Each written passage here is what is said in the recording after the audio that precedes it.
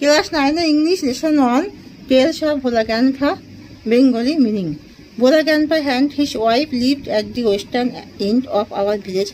A large bogol tree overshadowed their hut. In the bogol tree lived a small troop of monkeys. Bhola and his wife did not mind it. আমাদের গ্রামের পশ্চিম দিকের একেবারে শেষ প্রান্তে ভোলা দাদু তার স্ত্রী বসবাস করতেন। তাদেরকে ছায়াচ্ছন্ন করে রাখতো বিশাল একটা বোকাল গাছ। সেই বোকাল গাছে বাদুদের একটা ছোট দল বাস করতো। তার জন্য অবশ্য ভোলা দাদু তার স্ত্রী কিছু মনে করতেন না। One moonlight night we were returning from a festival. The road was long and foggy.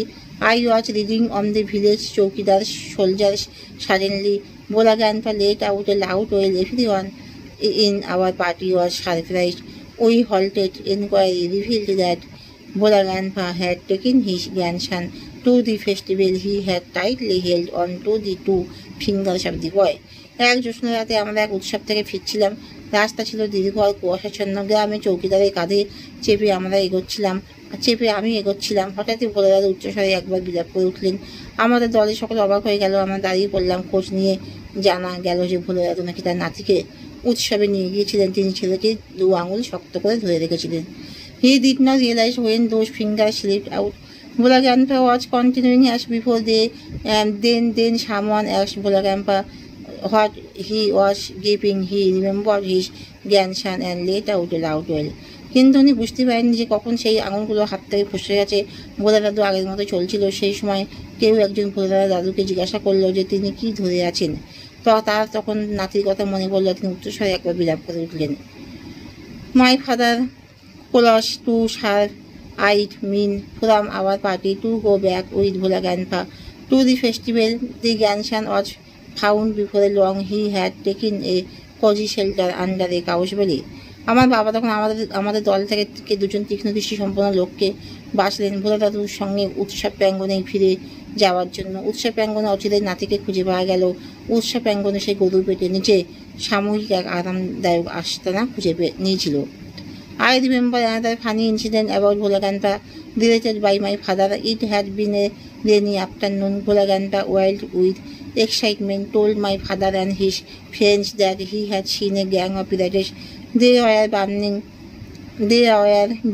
burying a large box under one of the sand dunes on the seashores by our village. At once, father and his friends started looking for the hidden treasure. Every evening passed on to night. Moonlight came in through the clouds. A pack of jackals were howling. It was past midnight at this point of time. Bhola Grandpa confessed that there was no real treasure. It was all a dream which he had during his midday nap.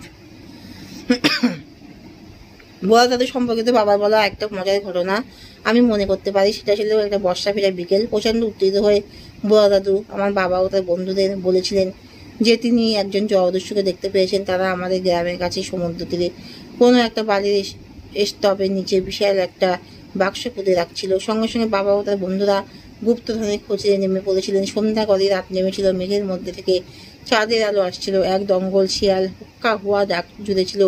মধ্যরাত পেরিয়ে গিয়েছে। এমন সময় ভোলা দাদু কাবুল করলেন যে গুপ্তধন আদতে নেই। সবটাই তার দুপুরে ঘুমিয়ে ঘুরে দেখা একটা স্বপ্ন মাত্র। এখানেই শেষ করলাম।